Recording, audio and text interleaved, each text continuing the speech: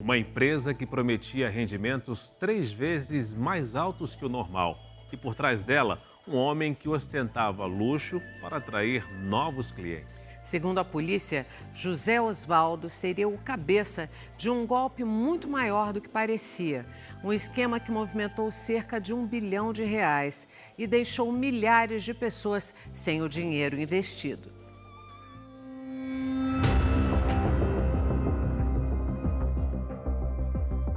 Uma proposta tentadora.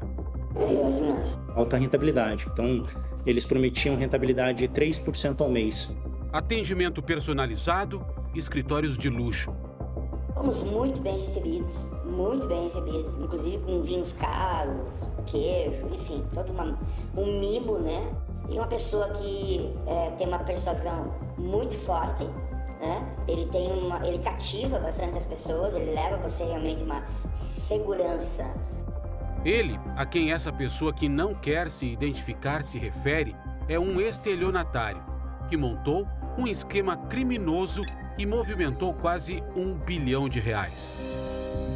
E ó, a vida tá de ponta cabeça. Se você o que mais me dói é não ter o que comer, não tem.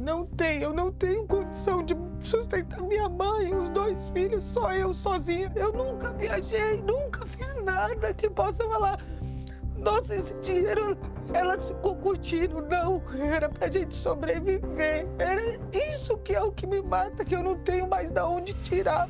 As investigações apontaram que os suspeitos usavam empresas de tecnologia de fachada e um suposto banco digital clandestino para atrair investidores. Os contratos prometiam rentabilidade fixa acima do mercado e, em alguns casos, citavam o uso de inteligência artificial e algoritmos como justificativa para os ganhos. De acordo com a Polícia Federal, as empresas não tinham a autorização da Comissão de Valores Mobiliários nem do Banco Central para atuar como instituições financeiras. Mesmo assim, teriam sido usadas para movimentar o dinheiro de quem esperava lucrar com o mercado financeiro. A T-Boss é um braço da Futuri, um banco com sede em Curitiba, no Paraná. Eduardo é filho de José Votobra, um operador do mercado financeiro que, segundo a polícia, também aparece como sócio nas empresas investigadas. Seu Hamilton investiu R$ 800 mil. Eu tenho um cliente e nos tornamos amigos e ele me indicou a T-Boss e a Futuri, que as duas coisas são uma só, porque os funcionários são os mesmos, a direção é a mesma.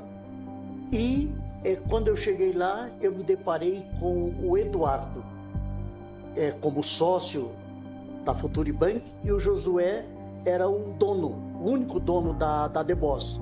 Então eu fiquei muito à vontade e acabei investindo. Ele tinha uma sala que eu fui convidado para conhecer, e nessa sala era uma sala toda cheia de computadores, com inteligência artificial, e era onde ele apresentava essa imagem e fazia todo o marketing, dando essa imagem de credibilidade. Os depósitos eram feitos no Futuri Bank. De lá, os valores eram transferidos para a T-Boss. O homem responsável por fechar os negócios e lidar com os clientes era José Osvaldo Delanholo. Jantar avião na fazenda, coisa assim. E aí apresentava uma segurança que ele representava através da família. Mostrou lá o pai dele com fazenda, com avião, um carro, enfim, todo investimento de uma fazenda, de uma boa estrutura. Sei lá, qualquer coisa, meu pai também tem uma estrutura, tem uma defesa, aquela coisa toda. Mas nós sentimos seguros assim, com aquela conversa toda, né? Segundo a Polícia Federal, José Osvaldo Delanholo, de 42 anos, era a cara do negócio, o líder do esquema. Ele ficou conhecido como o Lobo do Batel. Batel é o nome do bairro em Curitiba onde a empresa funcionava. E Lobo é uma alusão ao filme O Lobo de Wall Street, em que um ambicioso corretor da Bolsa de Valores cria um verdadeiro império, enriquecendo de forma rápida e ilegal. Como o personagem de Leonardo DiCaprio, José Oswaldo gostava de ostentar.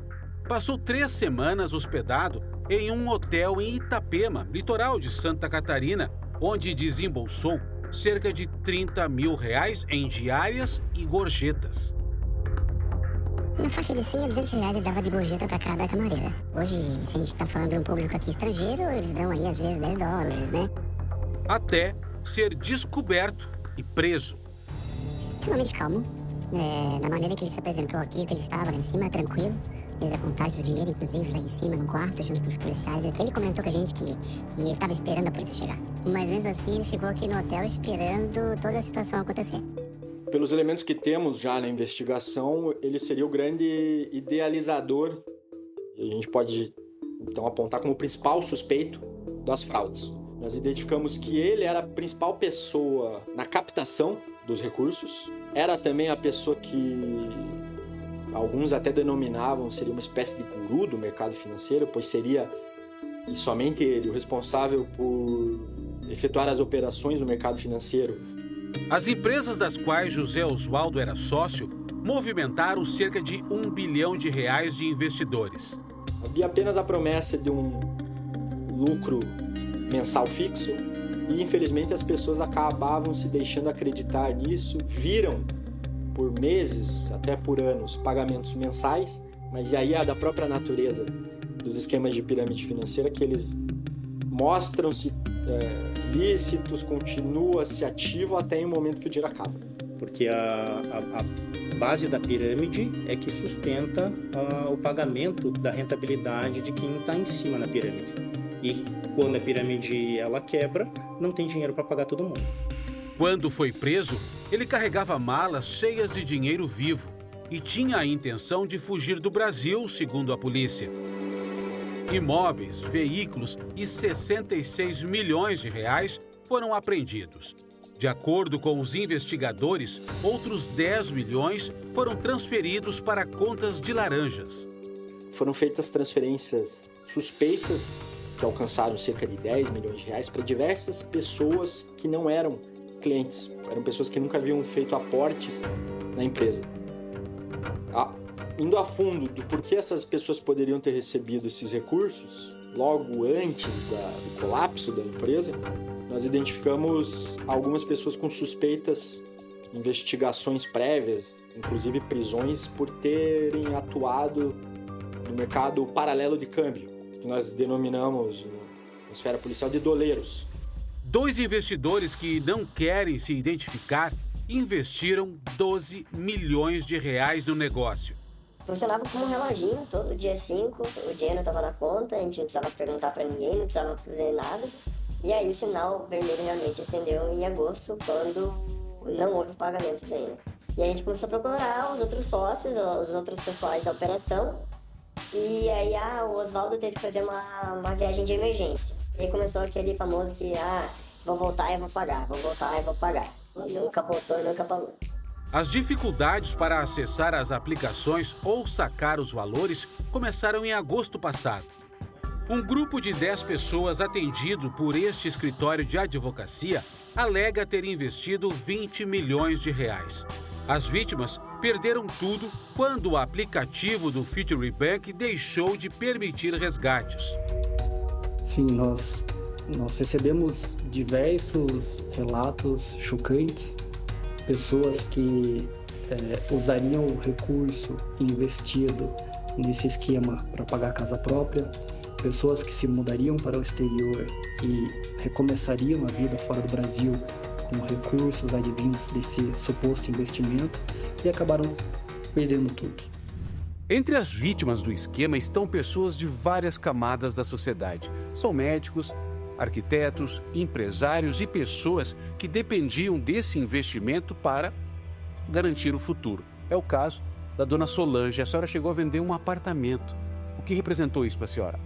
Apliquei, uma parte desse dinheiro, porque eu comecei a fazer uma casinha no terreno do meu filho.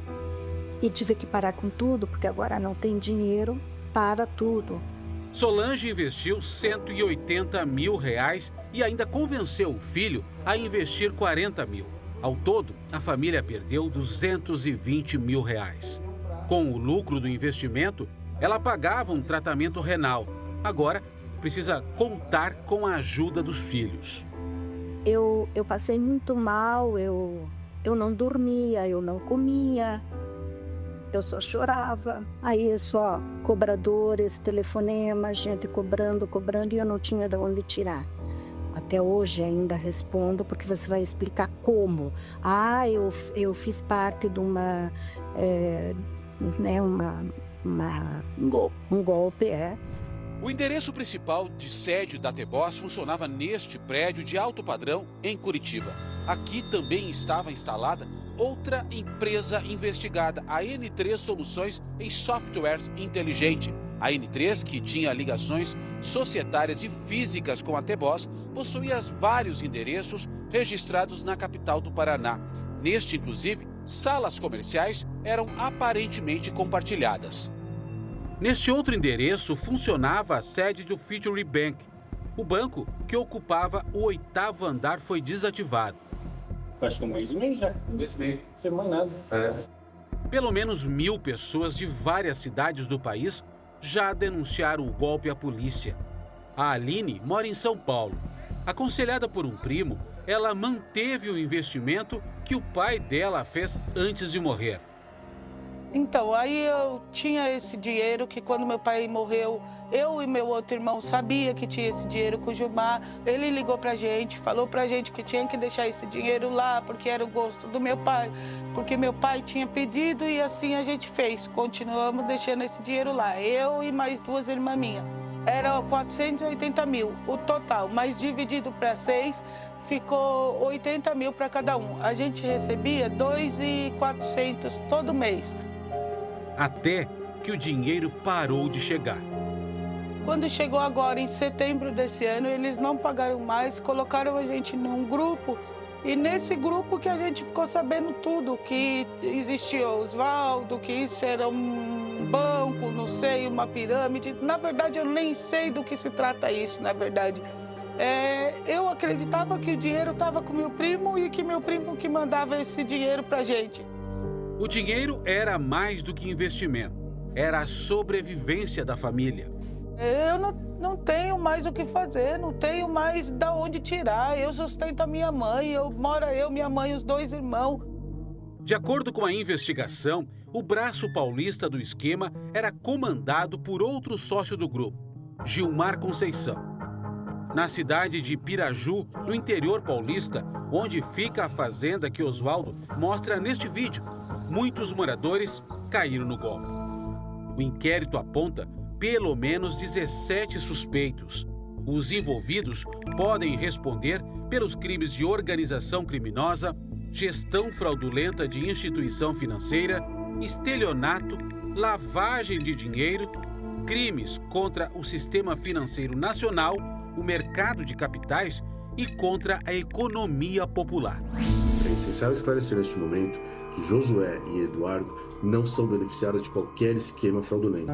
Ao contrário, são vítimas diretas de José Oswaldo de Agnolo, tendo sofrido, inclusive, expressivas perdas financeiras. Estava se passando, dizendo que ele era vítima ele também. Ele era vítima, que ele caiu com tudo isso com 19 milhões. Aí eu disse, sim, mas você ainda tinha 19 milhões e eu que 180 mil e tá me doendo isso, porque hoje eu não tenho.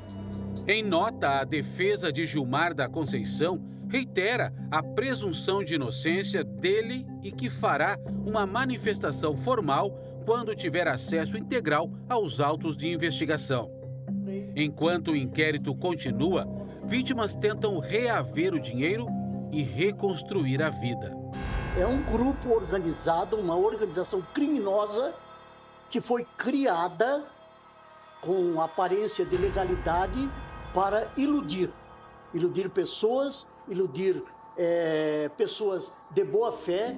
É muito triste isso que eu tô passando, sabe? É muito triste, muito, muito triste. Eu fico desesperada, eu vou trabalhar, eu não tenho nem vontade de voltar pra casa, sabe? Eu tenho vontade de sair correndo no mundo, sabe?